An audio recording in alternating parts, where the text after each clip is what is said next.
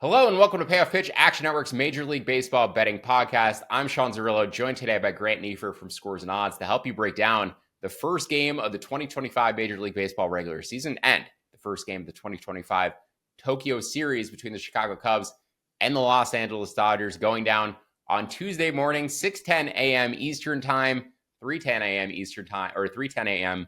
Pacific Time. I'm sorry, Dodgers fans, that they're doing this to you. First game of the title defense at 3 in the morning local time.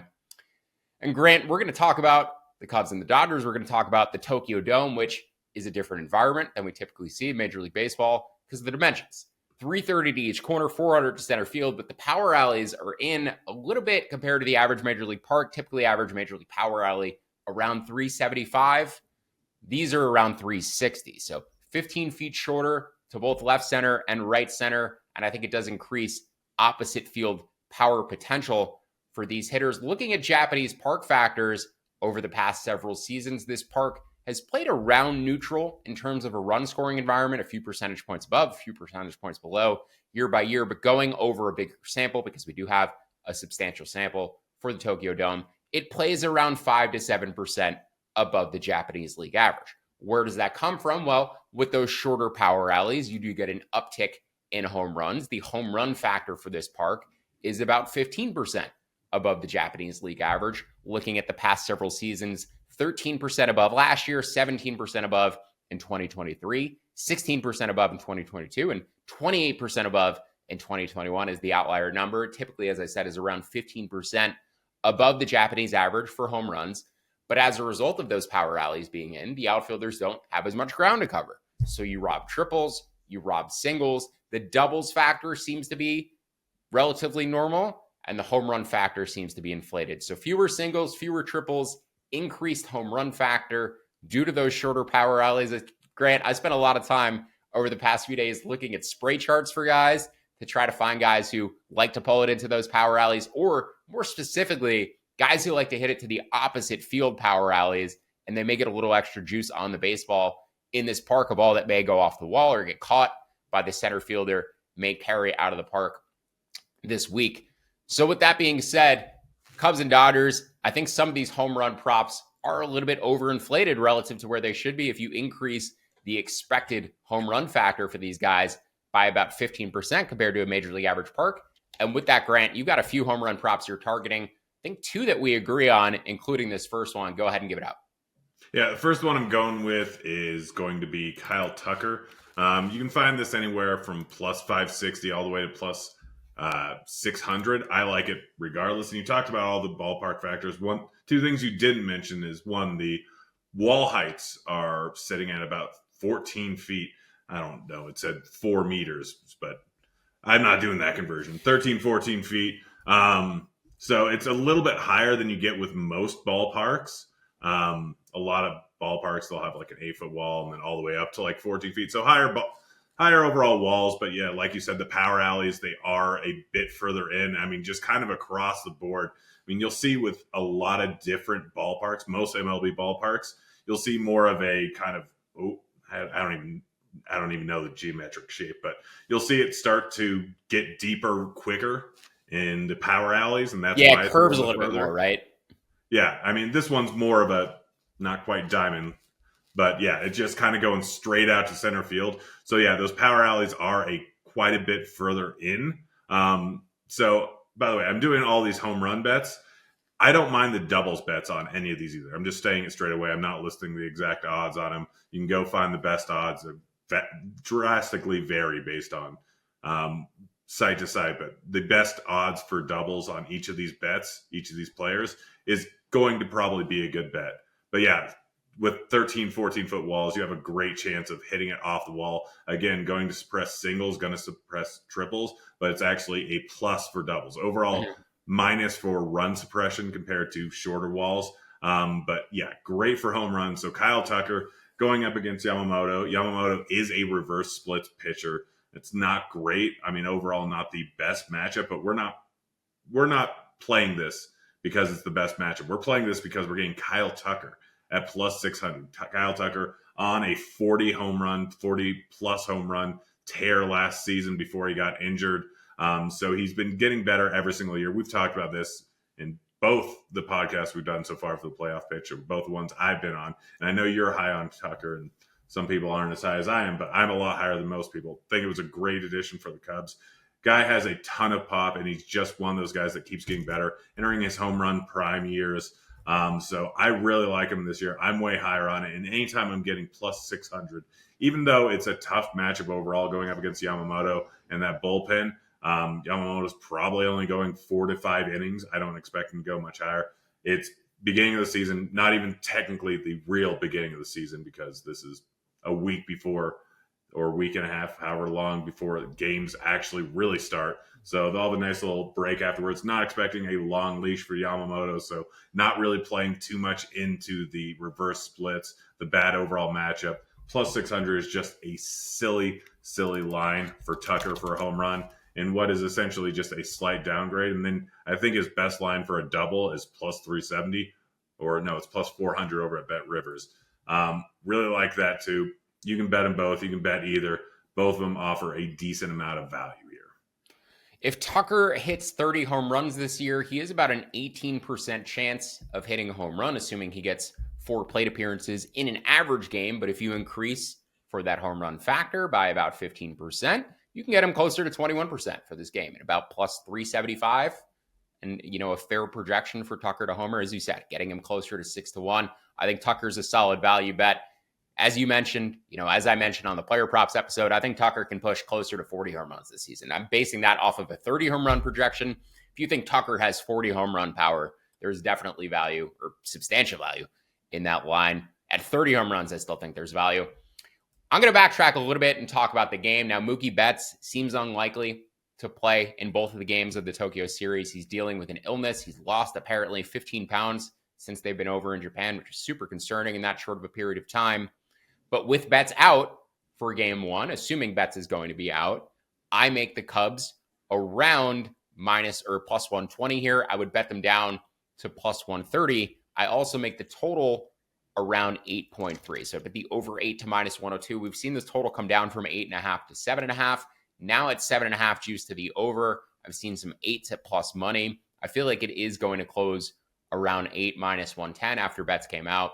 You still see the total for game 2 with Shota Imanaga, or with Roki Sasaki and Justin Steele sitting around 8.5. That hasn't really adjusted down since the Betts announcement, and I project Steele as a better pitcher than I do Shota Imanaga. So I think that game 2 total is a little bit high, if anything, considering the Betts injury should maybe come down, but nothing I'm playing at this point. But I do like the Cubs, both in games 1 and games 2. You can find my bets for those in the Action Network app. As of last night, again, I would bet the Cubs down to plus 130 for game 1. Where do I see the advantage? Well, assuming Mookie Betts was going to play, they had a big defensive advantage.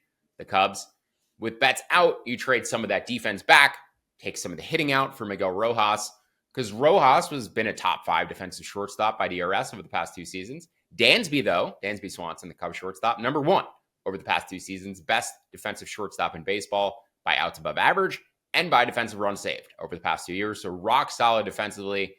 Up the middle, they also have Pete Crow Armstrong, who is one of the best defensive center fielders in baseball. PCA, past 2 years, plus 15 outs above average, 14th amongst all outfielders. He's also plus 12 in defensive runs saved and hasn't been playing full playing time. So 2 elite up the middle defenders with Swanson and Pete Crow Armstrong. Then you think about the Dodgers lineup too, adding Michael Conforto this year. They have Ohtani at DH. You can't DH Conforto. Conforto has been a negative defender past couple of years, minus 5 defensive runs saved, minus 6 outs above average. He's 24th percentile on sprint speed. So overall, the Cubs roster, a little bit better defensively, a little bit faster in terms of sprint speed, especially with Betts being out of there. The Dodgers, though, have the advantages everywhere else offensively. Slight pitching advantage, slight bullpen advantage, too. In terms of where I have the offenses right now, basically where they finished in the second half of last season, I make the Dodgers about a 125 WRC plus, about 25% above the league average. Cubs about 106. Second half last year, Dodgers 123, Cubs 107. Cubs added Kyle Tucker. Dodgers made some additions as well. As I said, traded offense for defense with Betts. You can adjust those up slightly or down, but that is roughly where I have these 2 offenses relative to one another. And the pitching, the starting pitching, the bullpen, I make the gap about the same. I have Yamamoto in the Dodgers bullpen about a 3.4 projected ERA. Shota and the Cubs bullpen about a 3.8 projected ERA. So about 0.4 of a run difference there. I think about 0.8 of a run difference projected in the two offenses, over the course of an average game. And then the Cubs make up some of that ground back in terms of the defense and the base running, and obviously a neutral site that we're playing this at. Now, the main concern here in the starting pitching matchup is the home run rate stuff for Shota. And I'm sure Grant is going to get into some more Dodgers home run props because Shota, as we saw, the more times guys are able to see him, he has that unique fastball shape that guys aren't accustomed to seeing, unique arm angle. First half, 1.1 home runs per nine. Second half, 1.8 home runs per nine. As teams saw him more, the Dodgers saw him a second time. They hit 3 home runs against them. It seemed like guys were getting the bat on the ball a little bit better. And also Shota gives up a lot of fly balls, 45% fly ball rate. He had the wind at his back a lot earlier in the year. It was, once the wind neutralized, the ball started flying out of the park a little bit more. So he's always going to be a guy who has home run concerns, especially when the wind is blowing out at Wrigley. When he's in a park like this, where more fly balls are going to leave the yard. That's my main concern with the matchup is Shota giving up, a few home runs across 5 innings. Both starters went 75 pitches in their last spring outing. I think you can project either for around 90 pitches and 5 innings in terms of this game. Both have outs props sitting at 14.5 juice to the over. I think both of those are exactly where they should be. And as I said, the difference between the two starting pitchers, 3.4 for 3.8, that's roughly my difference between the Dodgers and the Cubs bullpens as well. In terms of where I have these guys, overall ranked, Yamamoto about the 15th best starting pitcher in baseball, Shota about 35th. So that breaks down the matchup from my perspective. Just to reiterate, Cubs at plus 130 or better. The total over 7.5 or over 8, I'd bet to minus 102 or better. And with that, Grant, I want to turn it back to you to cover some more home run prop angles because I believe you have a Dodgers hitter that we're aligned on, and then I'm curious what other angles you're taking on this game. I've got a player I'm interested in targeting as well, but go ahead and give out your remaining props first. Yeah, so the first one I'm going with, which I think we're aligned on this one, is going to be Will Smith plus 500. Originally, I had Betts at plus 475, but obviously him not playing, that makes it a little tougher. If Betts for some reason were playing, there are some concerns. He said he lost like 15 pounds. So I don't know if I'd even bet him even if he was playing. But if you want to, I don't hate it. It's just that's a little tough considering the sickness. And most likely, I won't be awake when the lineups come out. So not even going to matter. If you do bet him, I'd probably bet him over on a spot like Fanatics or ESPN or Bet Rivers where they have the no part of the bet. So it'll be a no play in case he does get just pinch hit. At the end of the game, that always is a little tough on sites like FanDuel or DraftKings when you're like, oh, he didn't start, I should be good. Comes in for pinch hit and doesn't get a home run and your bet now lost. So something to think about there. But guy I went with instead, Will Smith. Will Smith is a guy with a decent amount of power here in the match versus Shota. You mentioned all of this that I was going to get into a few seconds ago, that he was a different pitcher in terms of allowing power the first half versus the second half.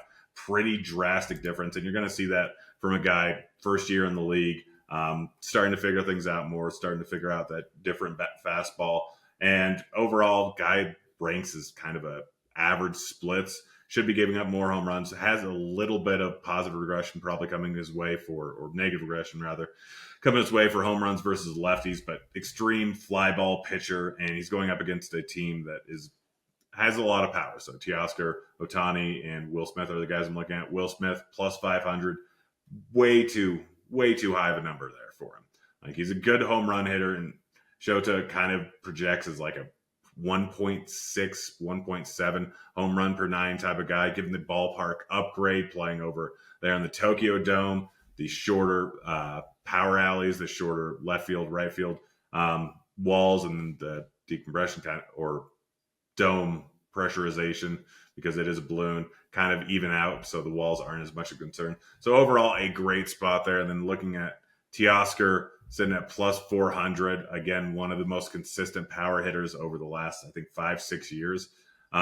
Never really great, but always good for 30-plus home runs pretty much every single season.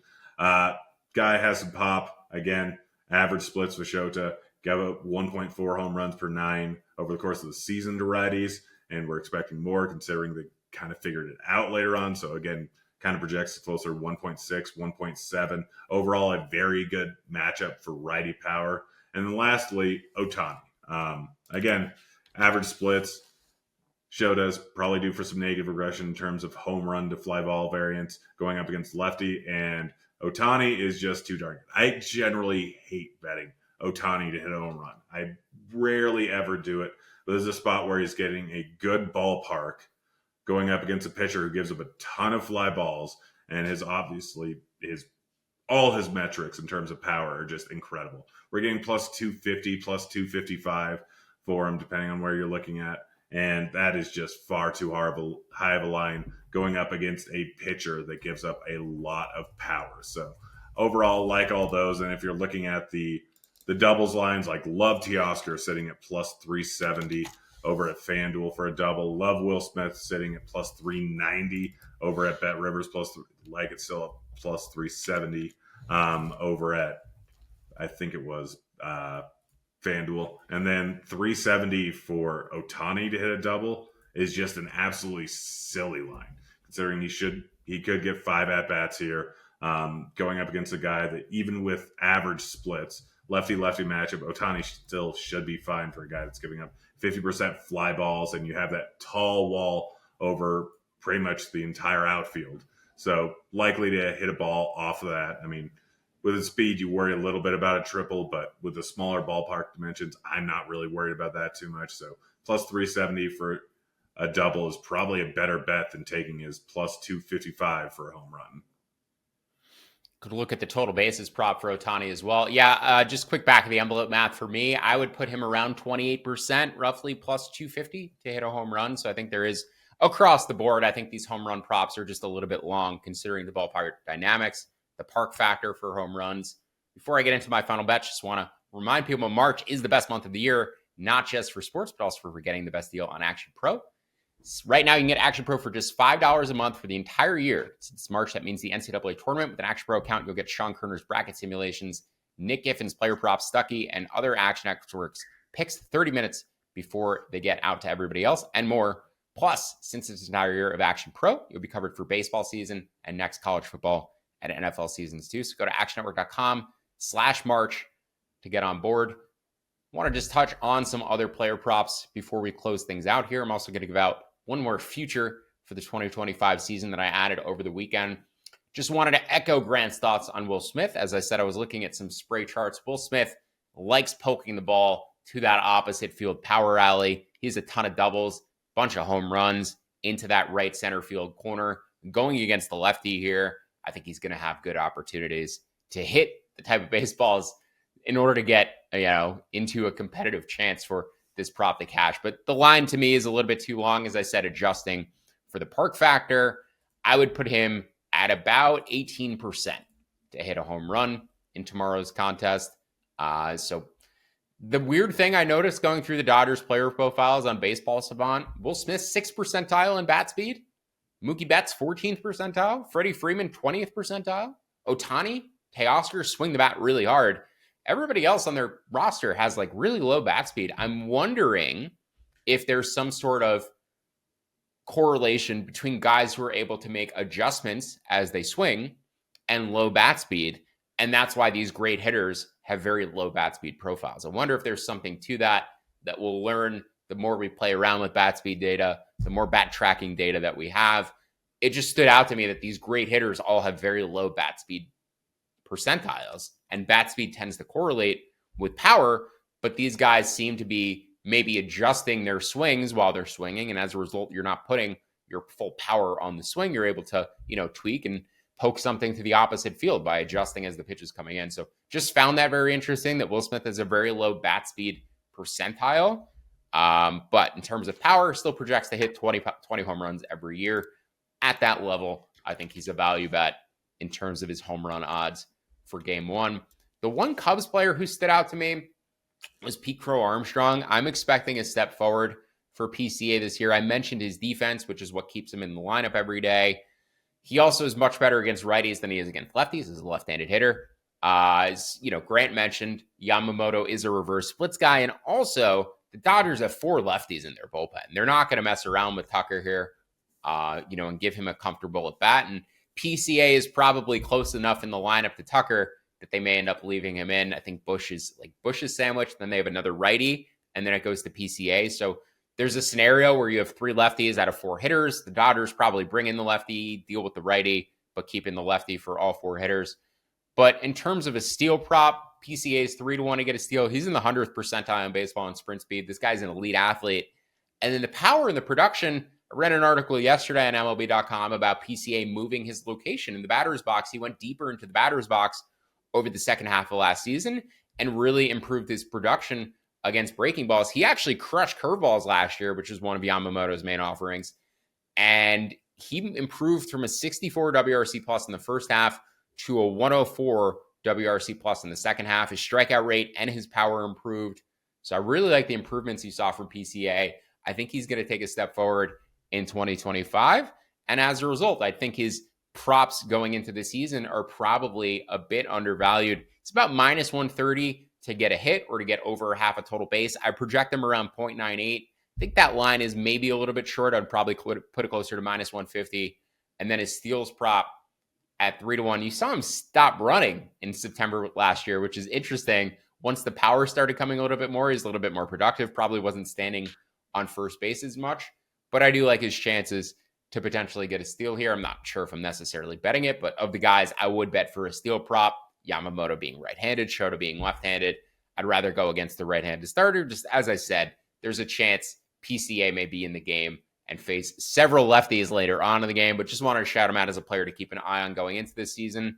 And just should also mention, John Birdie at the bottom of the Cubs lineup instead of Nico Horner, not really losing anything in terms of speed relative to Horner being in there. So a little bit more aggression on the base pass from the Cubs. These were both very good base running teams last year, both top 5 in terms of base running value, both top 10 in defensive value. I do project the Cubs, though, to surpass the Dodgers defensively this year, especially once Mookie Betts starts playing shortstop and you get that factored into the sample.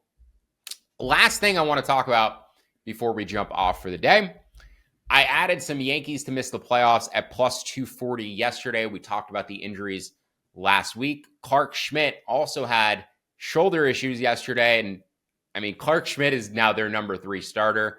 I think he's great. I think he's a long shot Cy Young candidate, which seems a little crazy. But if he's hurt and he's only getting 20 starts instead of 30, this starting pitching situation is getting really dire for the Yankees. And I think people continue to overlook the fact that the AL East is 5 deep and the Jays continue to move up the power rankings as the Yankees continue to get banged up. I think there's value both on the Yankees to miss the playoffs at plus 240 and the Jays to make the playoffs at around the same number, plus 250. Looking at the average public projection after the Garrett Cole news, after further Giancarlo Stanton confirmation that his elbows are completely like ground beef at this point, the public projections came down about 10% on the Yankees' average playoff odds. I was at 70% before the adjustment. I'm closer to 60% now. The entire market went from about 67% to 57%. 2 different projections have them south of 50% at this point. The highest projection is Oopsie at 68%. Then there's 2 others at 68%. So even the most optimistic projection has them at about minus 220. The least optimistic projections have them around plus 110 to make the playoffs. At this point, I think on average, it's around 57 to 60%, minus 140 to minus 150, plus 240, far too generous. I would take plus 185 or better on the Yankees to miss the playoffs right now, and I would also take the under 89.5 wins. Grant, I'm not sure if you'll be here tomorrow with me to talk about Game 2 of this series, so any thoughts you might have on Game 2 in terms of Roki Sasaki or Justin Steele, then any other futures thoughts you may have cropped up for you over the past week? I mean, no, not really. I'll look at tomorrow's game when it happens. My thought process was, I'll probably just take that off. Heading to Vegas for March Madness. So kind of more focused on that, but I'm sure as soon as I wake up and see home run notifications, I'll start digging into tomorrow night's game immediately just because, gosh, I love baseball. I'm excited to have it back, but no new futures, just kind of looked into things. I try not to tie up too much money into futures just because MLB is such a long season. You generally have to get those lines earlier to get the most amount of value. So it's just kind of tough to have that much money tied up for 7-8 months. So I find ones that I have projected for over a 10% ROI, at least, just knowing that based off of the amount of wasted money you have by just having that invested in it throughout the season. I mean, there's still plenty that you can find. And I really like that Yankees to not make the playoff bet. I may end up betting that one here pretty soon. Just because, yeah, you're right. That division is so deep, and it's not like there's a great chance of every single one of them getting a wild card. I mean, granted, the Central is kind of terrible, but the West is pretty deep too. I mean, the top 3 teams, each of them have a decent chance of making the playoffs. I mean, the Rangers, the Mariners, and the Astros could all easily have a better record than 3 to 4 of those teams over in the East. So it is an interesting spot there. And I know that Cardi, guy who I really trust, that is one of his favorite bets. I think even before the Garrett Cole news came out, that was one of his favorite bets for the overall season. So I really like that one from you. I'm probably going to end up betting that. But yeah, overall, it's just tough to have that much money tied up for 7-8 months, whatever it is, 6 months. But yeah, no, I'll be looking at the game tomorrow. Bet's not playing is a little bit of a hit and changes things up a little bit, but all I know is there is a chance that I just wake up at 4 a.m. just to watch baseball. Yeah, I couldn't be more excited to have baseball back. My wife is away for the next couple of days on a business trip, so I will be up early with my dogs. My dogs are going to be in my alarm clock getting me up early. I'm not going to have to wake up naturally. I'll probably wake up around the 3rd inning and jump right into a game that actually counts. Very excited to have baseball that matters back. And we'll get another week of spring training. Pitchers going a little bit deeper into these games. Maybe we'll be able to bet on some spring training angles as well. But that'll do it for us today. Don't forget to download the free award-winning Action Network app and leave us that 5-star rating and review wherever you listen to the podcast. Also, check out the Action Network Discord. You can find a link for that both in the episode description and the video description of this show. We'll see you back here tomorrow for another edition of Payoff Pitch to preview Game 2 of the Tokyo Series. For Grant Neefer, I'm Sean Zerillo. Thank you for listening to Payoff Pitch, Action Network's Major League Baseball betting podcast. We'll see you next time.